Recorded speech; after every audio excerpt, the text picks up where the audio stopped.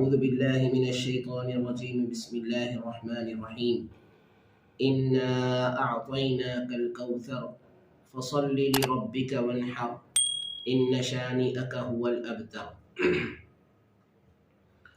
یہ سورۃ الکوثر ہے اور یہ مکی صورت ہے جس میں 3 آیتیں اور 1 رکوع ہے۔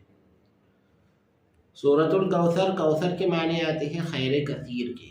خیر کثیر کا مطلب بہت زیادہ بھلائی یا بہت ساری نعمتیں، بہت ساری نعمتوں کو بھی کوثر کہتے ہیں اور بہت ساری بھلائی کو، بلکہ دنیا کے اندر آدمی جتنی بھلائی اور جتنی نعمتیں اور جتنی اچھائیوں کا تصور کر سکتا ہے وہ تمام کے تمام اس کوثر کے معنی کے اندر آ جاتے ہیں۔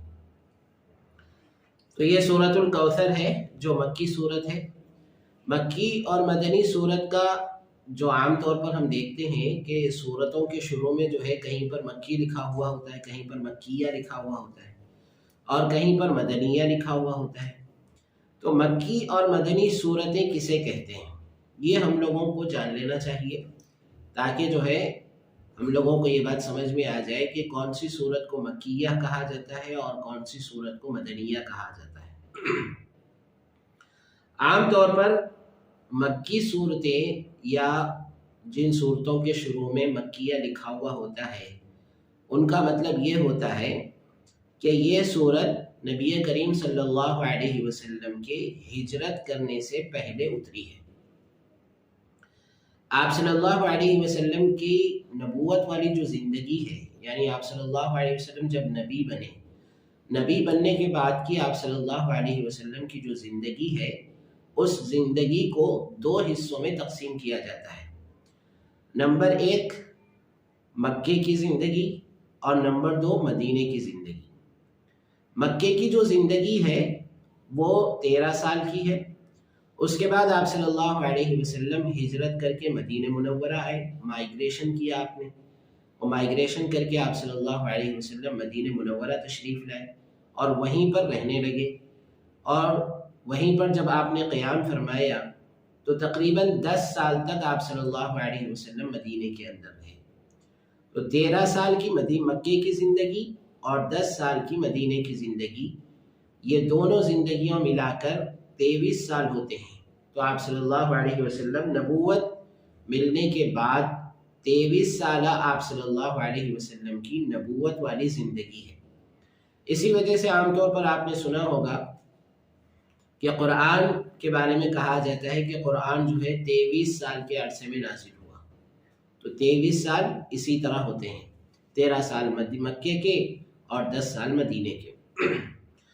تو جو صورتیں اور جو آیتیں ہجرت سے پہلے نازل ہوئی، ہجرت سے پہلے آپ صلی اللہ علیہ وسلم کے مکے سے مدینہ مائیگریشن کرنے سے پہلے جو آیتیں اور جو صورتیں نازل ہوئی ہیں ان آیتوں اور ان صورتوں کو مکی کہا جاتا ہے یا مکیہ کہا جاتا ہے۔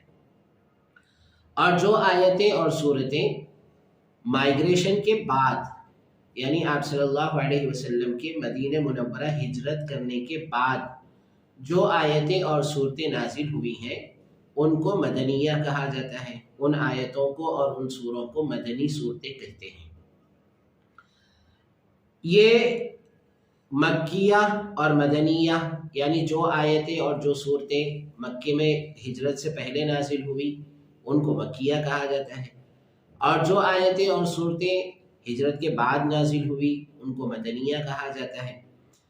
عام طور پر جو صورتیں ہیں تقریباً جو ہے ہم جانتے ہیں 114 صورتیں ہیں قرآن کریم کے اندر۔ ان 114 صورتوں کے اندر تقریباً 94 صورتیں، 94 اور بعض حضرات نے کہا کہ 94 یا 92 صورتیں جو ہے مکیہ ہے، قرآن کریم کے اندر مکی ہے۔ اس کے باقی جتنی بھی ہیں وہ ساری کی ساری مدنی صورتیں ہیں۔ مکی صورتوں کے اندر عام طور پر اللہ تبارک و تعالی عقائد کو زیادہ بیان فرماتے ہیں۔ مکی صورتوں کے اندر عقائد پر زور دیا گیا ہے، اور عقائد میں بھی خاص طور پر 3 طرح کے عقائد کو اللہ تبارک و تعالی نے بہت تاکید کے ساتھ بیان فرمایا ہے۔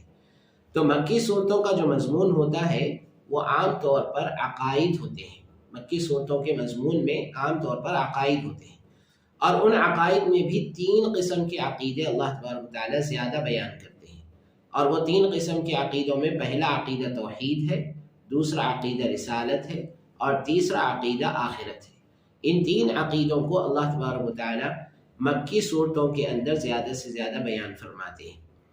اور مدنی صورتیں جو ہوتی ہیں، مدنی صورتوں کے اندر اللہ تعالیٰ احکام کو بیان کرتے ہیں۔ احکام کا مطلب جیسے نماز کا حکم، روزے کا حکم، اسی طرح جو ہے طلاق کا حکم، نکاح کا حکم، یہ تمام احکام جتنے بھی ہیں، ان تمام احکام کو اللہ تبارک و تعالیٰ مدنی صورتوں کے اندر بیان فرماتے ہیں۔